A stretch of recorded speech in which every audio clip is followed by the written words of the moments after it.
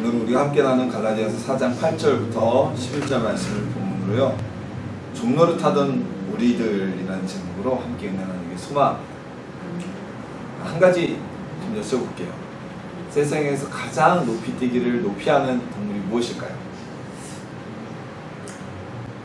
사람. 사람이요?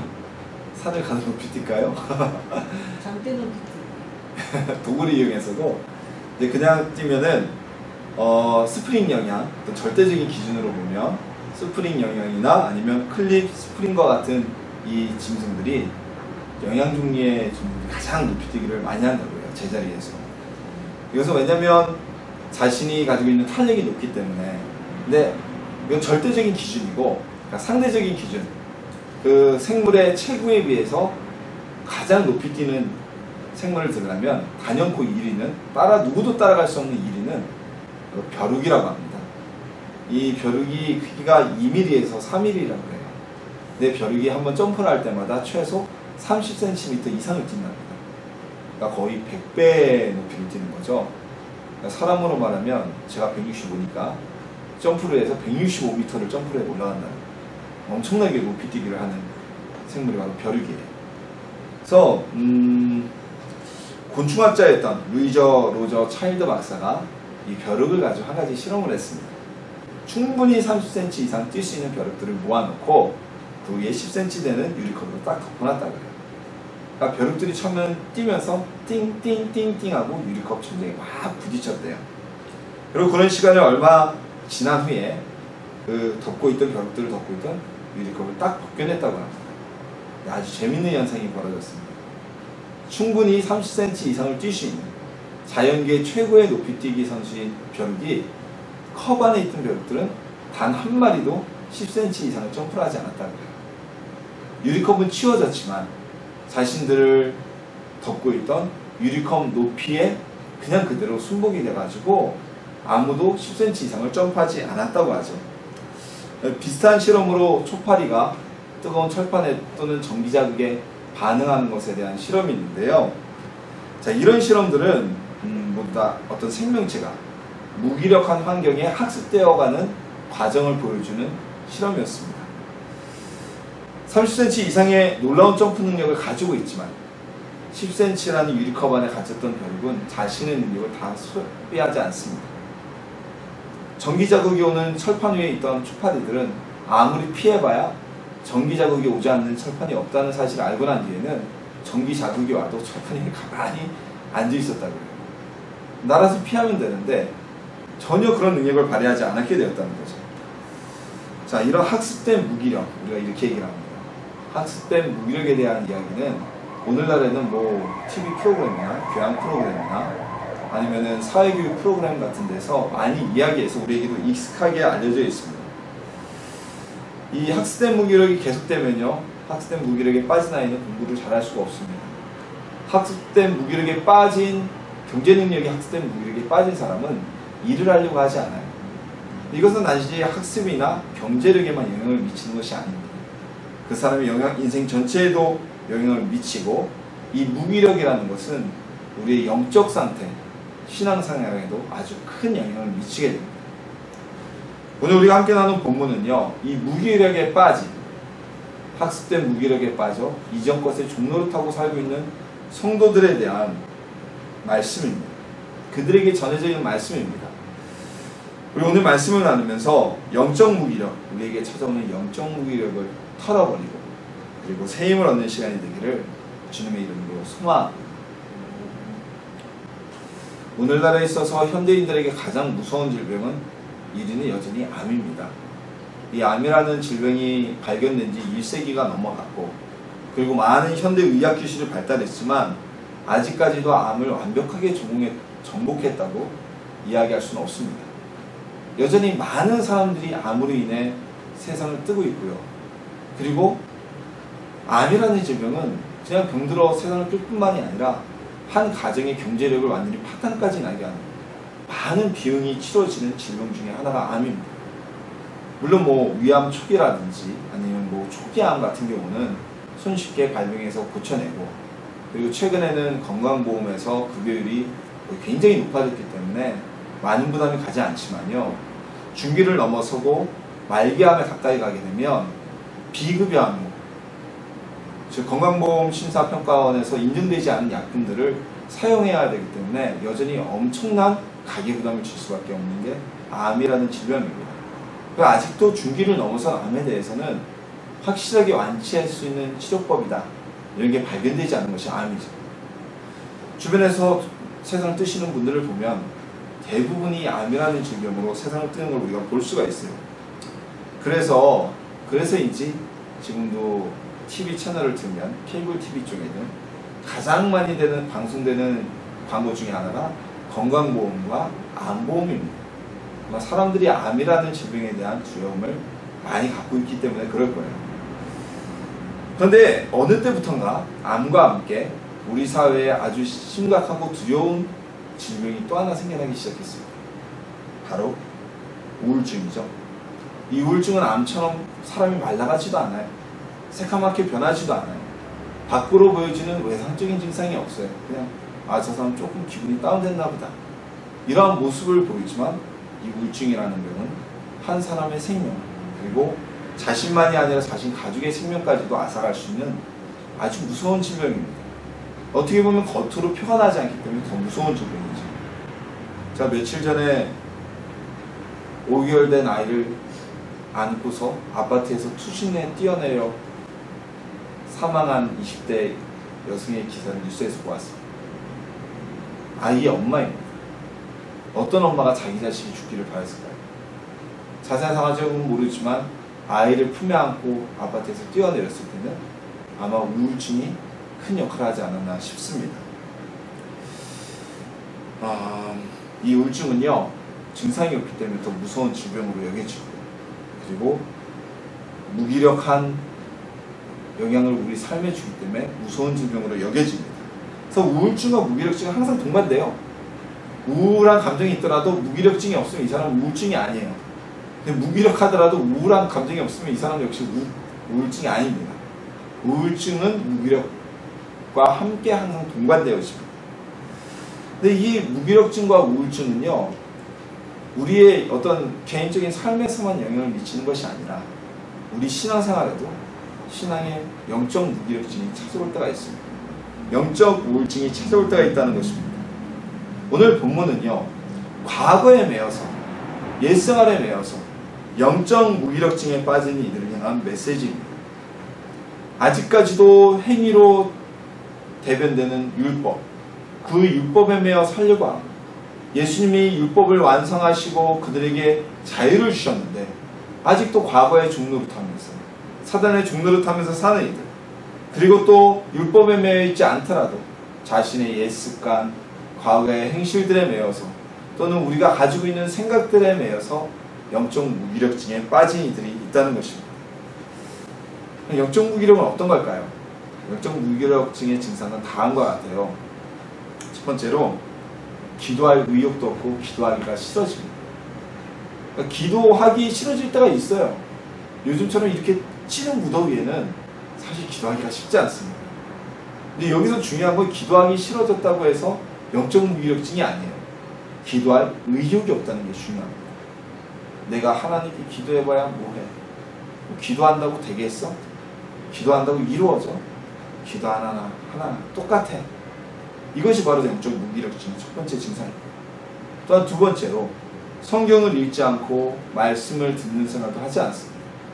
성경 읽어봐야 뭐하고, 말씀 들어봐야 맨날 똑같은 얘기하고, 저게 내 삶과 무슨 상관이 있어? 그리고 말씀 읽을 의욕이 없어요. 읽으려 하지도 않아요. 또한 예배 드리는 것도 싫어집니다. 예배 드리는 것도 귀찮아지고, 교회 나가는 의욕도 없고, 결국에 가서는 내가 신앙생활에서 뭐하나, 내가 하나님 믿어봐야 뭐하나, 하나님 믿으나 안 믿으나 뭐 삶이 뭐가 변하겠어 라는 심각한 회의론에 빠지게 됩니다. 이것이 바로 영적 무기력증의 증상입니다. 다시 말하면, 기도해도 이루어질 것 같지도 않고, 말씀을 듣거나 읽어봐야 바뀔 것 같지도 않고, 하나님께 기도해봐야 아무 소용이 없을 것 같은 그런 마음이 들고 그 마음에 사로잡혀 있다면, 그에게는, 그 성도님은 이미 영적 무기력증이 찾아왔다고 생각해야 됩니다. 자, 영적 무기력증의 증상이 오면요, 당연히 신앙생활에 소홀해질 수밖에 없습니다. 그리고 깊은 신앙에 멀어진 어둠 속으로 빠져들게 됩니다. 즉 영적 우울증의 증상으로 들어가게 됩니다. 이 영적 무기력은요, 그래서 사단이 우리를 하나님과 멀리 떨어지게 하는 여러 가지 전략 중에 하나입니다. 가장 큰 전략 중에 하나예요. 기도와 말씀과 예배와 하나님을 만남에 어떠한 소망도 없고 어떠한 기대감도 없고, 그렇다면 어떻게 되겠습니까? 신앙생활에 대한 모든 의욕이 상실되고 하나님과의 관계는 멀어지게 되는, 그것이 바로 우리에게 주어지는 영적 무기력이라는 것입니다. 그래서 사단은 지금도 우리에게 영적 무기력증을 주어서 우리 스스로 하나님으로부터 멀어지고 사단이 종이 되게 하려는 전략을 취하고 있습니다. 우리는 먼저 내게 영적 무기력증이 있는지 한번 돌아볼 수 있어야만 합니다. 그리고요, 혹여 이런 영적 무기력증의 증상이 하나라도 보인다면 빨리 회복하여서 하나님 앞으로 나와서 그걸 벗어나기 위해 힘써야만 합니다. 그때 영적 무기력은 우리로부터 떠나가게 될 것입니다. 왜냐하면 영적 무기력증은요, 우리의 영혼을 사망으로, 죽음으로 이끌어가는 지름길이기 때문입니다. 오늘 본문에서는요, 이렇듯이 영적 무기력에 빠져있는 이들에게 하나님이 아닌 자들에게 종노릇한다 라고 표현하고 있습니다. 하나님이 아는 자에게 종노릇한다. 우리는 하나님의 양자된 자들입니다. 자녀된 자들이에요. 그리고 하나님 안에서 종노릇하는 것이 아니라 하나님 안에서 우리는 자유를 누리면서 살게 됩니다. 자, 하나님의 자녀가 되었다. 그래서 오늘 본문 말씀에 하나님이 아닌 것들에 종노릇한다 해서 반대급부로 그럼 너희는 하나님의 종이다, 이런 얘기를 하는 것이 아니라 하나님 안에서 우리는 자유를 누리고 살아야 되는데, 이 영적 무기력증에 빠진 이들은 엉뚱한 이들에게 하나님 안에서, 하나님 말씀 안에서 살지 않고 엉뚱한 것에 붙잡혀서 그것에 종노릇하며 살아가고 있다는 것입니다. 그렇다면 여기서 본문에서 말하는 하나님이 아닌 자들은 과연 누구일까요? 무엇이 이들에게 하나님이 아닌 자라고 본문에 말씀하고 있을까요? 바로 사단입니다. 사단이 믿는 자들을 꿰어서 그들의 영혼을 저당잡히고 그들을 마치 자신의 종처럼 부립니다. 아직도 예수님을 영접하지 못한 분들, 그분들은 물론이거니와 예수님을 영접했더라도 영적 무기력에 빠지게 되면 그리고 사단의 종으로 끌려가게 된다는 것입니다. 오늘 본문에서 사단이 이 갈라디아서가 쓰여질 당시 이 성도들을 영적 무기력에 끌고 간 종을 만들기 위해 사용한 도구는 바로 행위입니다. 행위. 즉 행위라고 대변되어진 예수님을 통해 이미 완성되어진 그 율법을 가지고 너희가 이렇게 행동해야 구원받는다, 이렇게 행동해야 구원받는다, 절기를 다 지켜야 구원받는다 라고 강요함으로 인해서 그들이 주님이 주신, 하나님이 주신 자유를 누리지 못하게 하고 있어요. 행위라는 거에 붙잡혀서 행위에 얽매여서 그것에 종노릇하게 만들었습니다. 사람들이 이것을 지키지 않으면 구원받지 못한다는 강박관념을 주고 하나님 안에서 누리는 자유를 누리지 못하고 매여 살게 만들었던 것입니다. 어떻게 했습니까? 매여 살면 자연히 그것이 하기 싫어지게 되죠. 사람은요, 하지 말라는 건 정말 하기 싫어지게 돼요. 하라는 거는 정말 하기 싫어지게 되고, 이 사단은 행위를 통해서 갈라디아 교회 성도들에게, 그들에게 너희가 행위를 지키고 절기를 지키고 율법을 지키고 강요함으로 인해서 이들의 영혼을 빼앗아가려고 했던 것입니다. 그리고 그 행위에 대해서 들었던 이들은 영적인 깊은 무기력에 빠지게 되었던 것입니다. 주님이 주신 자유를 누리지 못하고, 사람들은요, 하나님의 백성들, 그들을 꿰이기 위해서, 그들의 영혼을 저당잡기 위해서 여러 가지 도구를 사용하여 공격합니다. 그 도구는 시대에 따라서 바뀌었어요. 예를 들어 이 갈라디아서가 쓰여질 당시는 행위라는 율법을 도구로 사용했고, 그리고 르네상스 시대, 인문주의 시대에는 철학과 그리고 여러 학문으로 인해서, 그리고 이어서 산업혁명기 이후에는 무엇입니까? 바로 과학과 이성. 과학과 이성이 최고인 세상을 만들었고요. 오늘 이 시대에는 무엇이죠? 자본주의 시대의 힘은 바로 돈이죠. 경제력과, 그리고 학술적으로는 포스트 모더니즘, 절대주의는 없다. 즉 신이건 철학이건 무엇이건 절대이론은 없다는 주의를 통해서 많은 사람들의 영혼을 저당잡고자 공격하고 깨이고 있습니다. 하나님은요 예수님을 통해 우리에게 자유를 주셨어요. 그 아들 독생자를 보내셔서 우리의 영혼에 힘을 주시고 자유를 주셨습니다. 그리고 더 이상 다른 것들의 종노릇 하지 않도록 우리를 건지셨습니다. 근데 이 자유는 율법으로 대속되는 행위로부터의 자유, 그리고 우리 죄에서의 자유, 그리고 하나님을 직접 만날 수 있는 관계의 자유를 주셨어요. 예수님 이전 시대는 누구도 하나님을 자유를 만날 수가 없었죠. 그럼에도 오늘날의 사람들, 그리고 때로는 우리 믿는 자들 가운데도 사단이 들어오면 이 자유를 우리 스스로 메어버리고 다른 것에 메어버리는 일에 빠지게 되는 것입니다. 때로는 돈에 매어 살아갑니다. 돈의 노예가 되어서 오로지 돈이 최고고, 돈이 있어야 신앙생활도 잘할 것 같고, 돈이 있어야 교회에서도 장로하지, 이런 잘못된 생각에 빠져 있기도 하고, 때로는 건강의 노예가 되어서 주말이건 언제건 운동하고 건강을 챙기기에 바쁩니다. 건강이 챙겨져야 하나님을 잘 믿고 하나님께도 충성할 수 있다고 이야기를 합니다. 어떤 분들은 관계를 굉장히 중요시합니다. 관계에 매여서 관계가 좋아야 전도도 합니다 라고 얘기하며 하나님보다는 사람 사이의 관계에 딸려다니느라고 그것에 매여 살아가게 됩니다. 그것은 바로 하나님이 아닌 다른 곳에 사로잡혀서 노예가 되고 있는 것입니다. 그러다 보면 우리는 결국 영적 무기력증에 빠져서 기도해도 관계가 좋아지는 것은 아니고, 기도해봐야 건강은 챙길 수가 없고, 기도한다고 돈이 생기는 것이 아니라는 영적 무기력에 한 발짝 한 발짝 빠져들게 되는 것입니다. 우울증을 앓고 있는 분들의 공통점이 있어요. 어떤 공통점이냐면요, 자신의 문제를 벗어나지 못하고 그 문제에 완전히 몰입되어서 사로잡혔다는 공통점들이 있습니다. 옆에서 보면 아무 문제가 아닙니다. 그래서 사람들이 얘기합니다. 아, 뭐 신경 써. 그거 별것도 아닌데 잊어먹어. 근데 이분들은 그게 안 돼요. 우울증을 앓고 계신 분들. 다른 사람에게 요만한 문제처럼 보이는데 그분들이 이 문제에 완전히 사로잡혀서 문제를 벗어나지 못합니다. 그게 함몰되어 버리는 거예요. 우리가 예수님이 아닌 다른 것에 매여있다. 예수님이 아닌, 주님이 주신 자유와 예수님의 복음이 아닌 돈이나 명예나 건강이나 때로는 가족이나 그리고 관계나 다른 것에 매여 있다면 우리는 주님을 만날 수가 없습니다.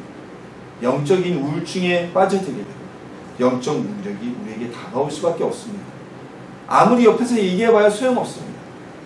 그들에게는 그것이 더 커 보이기 때문에, 나에게는 그게 더 커 보이기 때문에 주님이 주신 자유를 누리지 못하고 영적 무기력에 빠져서, 영적 우울증에 빠져서 사단의 종노릇하며 그것만 쫓아 끌려가게 되는 것입니다. 권력, 명예, 돈, 때로는 공부, 우리를 노예로 삼고자 하는 것들이 넘쳐나는 시대입니다. 이 모든 것으로부터 자유를 얻는 하나님의 자녀가 되시길 소망합니다. 자, 그렇다면 우리는 이 영적 무기력을 어떻게 극복할 수가 있어야 할까요? 자, 우리가 심리적으로 오는 우울증, 우리가 심리적인 병인 우울증은요, 그 문제를 직시하는 것, 정확하게 바라보는 것에서부터 극복이 시작됩니다. 그래서 나를 힘들게 하는 이 문제의 실체가 무엇이? 무엇이 나를 힘들게 할까?를 정확하게 아는 것에서부터 우울증 치료의 첫 단계가 시작이 되는 겁니다. 근데 그 문제를, 우울증에 빠지는 이유는 자기를 우울증에 빠뜨리는 문제를 정확하게 바라보지 못하거나 아니면 그 문제를 보기 싫어서 피해 다니다가 우울증에 빠지게 되는 것이거든요. 벗어나지 못하게 되는 것이거든요. 그럼 우리 영적 무기력도 마찬가지예요. 영적 무기력도 왜 내가 하나님과의 관계가 소원해졌지? 왜 내가 기도를 하고 싶은 마음이 없어졌지? 왜 내가 기도해도 소용이 없다고, 말씀 봐도 소용이 없다고 이렇게 시작됐지? 그 원인을 찾는 거에서 첫 번째 시작이 됩니다. 왜 하나님과의 관계? 그런 경우가 있을 수 있어요. 기도를 했는데 기도응답이 안 돼. 그래서 기도해봐야 소용없구나. 이런 반복되는 기도응답이 안 되는 것에 반복돼서 그런 마음이 올 수도 있고요. 아니면은 때로는 예수님을 믿는다고 예수님을 통해 내가 위로를 받기 원했는데 예수님을 믿어도 마음에 평안이 없어요. 위로가 없어요. 되는 일이 없어요. 그래서 영적 무기력이 올 수도 있습니다. 그 시작이 무엇인지 찾아보는 것이 우선이고요. 그 원인을 정확하게 알게 될 때 우리는 죄를 알 때 회개가 가능하듯이 우리의 무기력의 원인을 알게 될 때 그 원인을 놓고 집중적으로 기도할 수가 있는 것입니다. 그것이 돈이건 명예건 욕심이건 무엇인지 정확하게 알 때 우리는 그것에 종로를 타는 것에서부터 떠나설 수 있는 것입니다. 그 다음에 우리가 또 해야 될 것은 우리의 문제를 알았다면, 하나님과의 관계가 소원해지고 무기력에 빠지게 한 문제를 알았다면 우리는 신앙의 첫 순수함을 찾아야만 합니다. 예수님께서는요, 사도 요한에게 보이신 계시록에서, 요한계시록에서 초대교회에 대해, 일곱교회에 대해 말씀을 하시면서 예배소 교회에게 이런 말씀을 하셨어요. 회개하여 처음 행위를 가지라. 즉 예수님과 만났을 때 그 첫 열심과 그 순수함을 가지라는 말씀을 주셨습니다. 우리가 예수님을 처음 믿었을 때, 그냥 교회를 다닌 게 아니라 처음 예수님을 만나고 믿었을 때 어떠한 마음이 들었나요? 굉장히 기쁨을 가지셨고 나를 구원해 주신 그 주님에 대해 아주 순수한 마음으로 감사를 했었을 겁니다. 그게 없는 사람은 없었겠죠. 그 만남이 없었다면 과연 구원받은 사람인가라는 퀘스천 마크를 붙여야 됩니다. 누구나 다 예수님을 처음 만난 그 순간의 기쁨과 감사와 즐거움은 가지고 있어요. 하지만 점점 우리가 예수님을 믿어가고 시간이 지나가면서 처음에 그 순수했던 감사, 순수했던 기쁨이 사라지기 시작합니다. 주님, 남들은 저렇게 잘 살고 기도하면 돈도 많이 주는데 우리는 왜 이렇게 가난해요? 예수님, 우리 예수 믿으면 자식들도 다 잘 되고 뭐가 되는데 왜 우리는 안 됩니까?